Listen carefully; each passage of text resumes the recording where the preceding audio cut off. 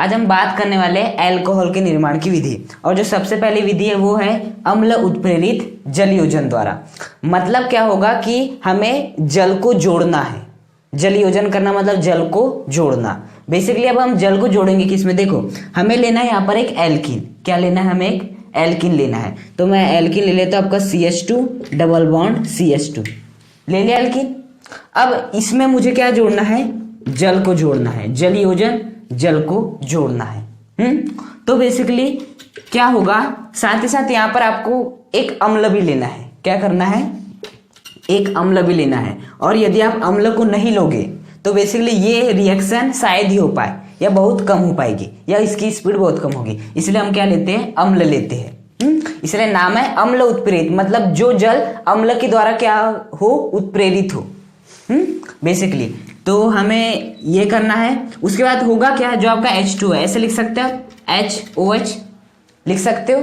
तो क्या होगा बेसिकली यहाँ पर आप मार्कोनिकॉफ नियम का सहारा ले सकते हो या फिर नहीं भी लोगे तो चलेगा। क्यों, क्योंकि देखो डबल बॉन्ड ये वाले कार्बन पे इन दोनों कार्बन परमाणु के बीच में बन रहा है। अब चाहे आप H को यहाँ जोड़ो या आप OH को यहाँ पर जोड़ो, कुछ फर्क पड़ने वाला। यहाँ भी हाइड्रोजन संख्या उतनी जितनी की यहाँ पर है। तो यहाँ पर आप कहीं भी जोड़ो H, कहीं भी जोड़ दो OH, कोई फर्क नहीं पड़ता। लेकिन यदि जो एल्कीन है उसमें यदि 3 कार्बन परमाणु हो गया, तब वहां पर आपको किस नियम का उपयोग करना पड़ेगा, मार्कोनिकॉफ नियम का उपयोग करना पड़ेगा। तो यहाँ पर अभी 2 ही है, तो जिसको जहां जोड़ना है आपकी मर्जी। तो क्या करो, CH2 इसे कर दो सिंगल। ये वाला H जहां पर भी भेजना क्योंकि हाइड्रोजन संख्या समान है, यहां पर भेज दो H, यहां पर भेज दो OH। तो ये क्या बन जाएगा आपका CH3 बन जाएगा और ये क्या बन जाएगा CH2OH। किसका निर्माण हो गया, आपके अल्कोहल का निर्माण हो गया। किसका निर्माण हो गया, अल्कोहल का निर्माण हो गया। मतलब जब आप एल्कीन की अभिक्रिया जल के साथ कराते हो किसी अम्ल की उपस्थिति में, तो किसका निर्माण होता है, अल्कोहल का निर्माण होता है। अब देख लेते हैं हम एक ऐसी एल्कीन जिसमें 3 कार्बन परमाणु हो। देखो जैसे कि CH3 आपका C double bond C CH2 है आपका CH। अब यदि इसकी अभिक्रिया मैं कराता हूँ H2O से, यहाँ पर मुझे अम्ल लेना पड़ेगा। यदि मैं अम्ल नहीं लूंगा तो ये अभिक्रिया शायद ही हो पाए अच्छे से। तो बेसिकली क्या होगा, ये जो H2O किसमें टूट सकता है, H और OH में टूट सकता है। तो बेसिकली हाइड्रोजन वहां पे जाएगा जहां पर हाइड्रोजन ज्यादा है। बेसिकली डबल बॉन्ड वाले कार्बन की मैं बात कर रहा हूं। डबल बॉन्ड वाले कार्बन में कार्बन के पास हाइड्रोजन जाएगा जिसके पास हाइड्रोजन क्या होगी, ज्यादा होगी। तो बताओ यहाँ पर डबल बॉन्ड इन दोनों कार्बन परमाणु के बीच में बन रहा है, इन दोनों में से किसके पास हाइड्रोजन परमाणु की संख्या अधिक है, ऑब्वियस सी बात है इसके पास अधिक है। तो हाइड्रोजन यहाँ पर जाएगा और OH कहाँ पर जाएगा, यहाँ पर जाएगा। तो क्या हो जाएगा आपका CH3 CH, ये हो जाएगा सिंगल, ये हो जाएगा CH2, इससे जुड़ जाएगा आपका H और बेसिकली इससे कौन जुड़ जाएगा आपका OH। किसका निर्माण हो गया, अल्कोहल का निर्माण हो गया आपका CH2 और ये H मिलकर क्या बना लेंगे CH3। तो आपको बस एल्कीन लेना है, उसकी अभिक्रिया जल से करानी है। किसकी उपस्थिति में कराना है, एक अम्ल की उपस्थिति में कराना है। तो बेसिकली जैसे आप कराओगे अभिक्रिया तो मार्कोनिकॉफ नियम लगा देना है। हाइड्रोजन वहां पे चले जाएगा जहां पर हाइड्रोजन ज्यादा है। केवल मैं डबल बॉन्ड वाले कार्बन की बात कर रहा हूँ। हाइड्रोजन वहां पे चले जाए जहां पर हाइड्रोजन ज्यादा है और OH वहां पे चले जाएगा जहां पर हाइड्रोजन क्या है, कम है। और आपके किसके निर्माण हो जाएगा, अल्कोहल का निर्माण हो जाएगा। देखो बेसिकली ये जो आपकी अभिक्रिया थी इसकी अब हम देखेंगे क्रियाविधि। बेसिकली यहाँ पर मार्कोनिकॉफ नियम के अनुसार जुड़ाव की होता है वो देखेंगे। अब देखो सबसे पहले आपको क्या लेना है, एल्कीन को लेना है। तो हम क्या ले लेते हैं, आपकी एल्कीन ले लेते CH3 CH double bond CH2। साथ साथ जल को अभी नहीं लेना है, हमें अम्ल को लेना है। अम्ल बहुत प्रकार से होते हैं और बेसिकली जितने भी अम्ल होते हैं वो क्या प्रदान करते हैं, H+ प्रदान करते हैं। अम्ल वे होते हैं जो कि क्या प्रदान करते हैं, H+ प्रदान करते हैं। तो हमने जो भी अम्ल लिए हैं वो क्या प्रदान करेगा, H+ प्रदान करेगा। तो बेसिकली अब क्या होगा, ये H+ कहां जाना चाहेगा, ऑब्वियस बात है माइनस के पास जाना चाहेगा। अब यहां पर हमें क्या डेवलप करना पड़ेगा, माइनस करना पड़ेगा। अब यहां पर 2 प्रकार से माइनस उत्पन्न हो सकता है। पहला दोनों प्रकार बताता हूं। देखो पहला प्रकार क्या हो सकता है कि ये यहाँ के जो दोनों इलेक्ट्रॉन है वो कहां पे आ जाए, इसके पास आ जाए।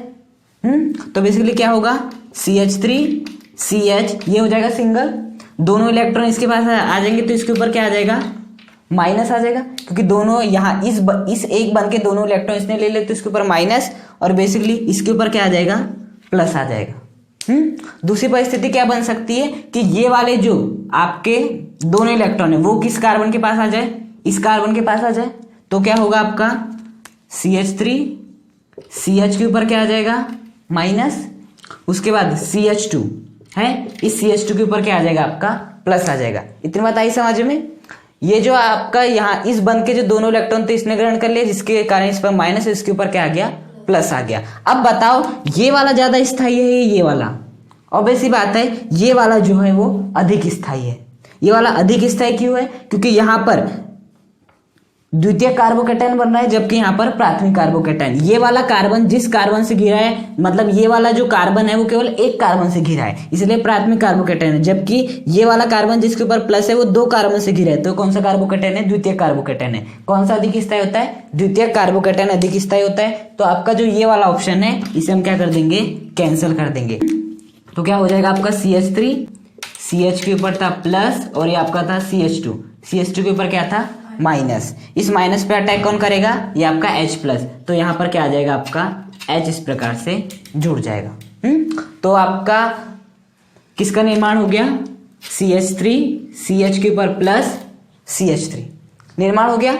अब बेसिकली हमें क्या करना है आगे, अब इससे अभिक्रिया कौन करेगा, आपका जल करेगा। इससे अभिक्रिया कौन करेगा, आपका जल करेगा। तो देखो CH3, CH के ऊपर क्या है, पॉजिटिव चार्ज, उसके बाद क्या है आपका CH3। अब इससे अभिक्रिया करने कौन आएगा आपका, ये वाला H2। कौन आएगा आपका, बेसिकली ये वाला H2O आएगा। अब बताओ H2O में जो ऑक्सीजन है उसके पास कितने एकाकी इलेक्ट्रॉन युग्म होते हैं, दो एकाकी इलेक्ट्रॉन युग्म रहते हैं और 4 इलेक्ट्रॉन पड़े रहते हैं। अब बताओ इस कार्बन के पास किसकी कमी हो गई है, इलेक्ट्रॉन की कमी हो गई है, क्योंकि तभी इसके ऊपर प्लस है। तो बेसिकली ये वाला जो ऑक्सीजन है वो इसे क्या कर देता है, अपने ये 2 इलेक्ट्रॉन प्रदान कर देता है। तो देखना क्या होगा आपका यहाँ पर CH3, CH, CH3 अपने दोनों इलेक्ट्रॉन, यहाँ के दोनों इलेक्ट्रॉन को इसने यहाँ पर प्रदान किया है, तो ऑक्सीजन यहाँ पर क्या बना लेगा, इसके साथ बंध बना लेगा, और 2 हाइड्रोजन इस प्रकार से आपकी लगी हुई होगी।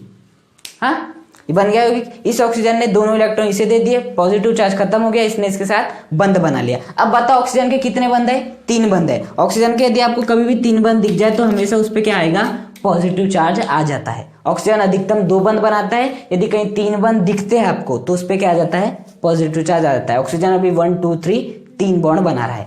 अब क्या होगा, बेसिकली ऑक्सीजन कैसा तत्व है, विद्युत ऋणात्मक तत्व है, इसके ऊपर प्लस शोभा नहीं देता, माइनस रहता तो शोभा भी देता। तो बेसिकली क्या होता है, ये जो आपका हाइड्रोजन है वो दोनों इलेक्ट्रॉन यहाँ पर प्रदान कर देता है और खुद किसके रूप में निकल जाता है, H प्लस के रूप में निकल जाता है। तो क्या हो जाएगा आपका, जो आपका CH3 है, CH है, O, ये जो H है, ये जो आपका H है, और ये जो आपका CH3 है। यहाँ पर देखना क्या होगा, यहाँ पर ये जो H है वो दोनों इलेक्ट्रॉन प्रदान कर देगा यहाँ पर, और किसके रूप में निकल जाएगा, H प्लस के रूप में निकल जाएगा। अब बताओ ऑक्सीजन कितने बॉन्ड बना रहा है, 2 बॉन्ड बना रहा है, तो इसके ऊपर से जो पॉजिटिव चार्ज है वो भी क्या हो जाएगा, पूरी तरह से हट जाएगा। और बेसिकली आपका H प्लस क्या हो चुका है, निकल चुका है।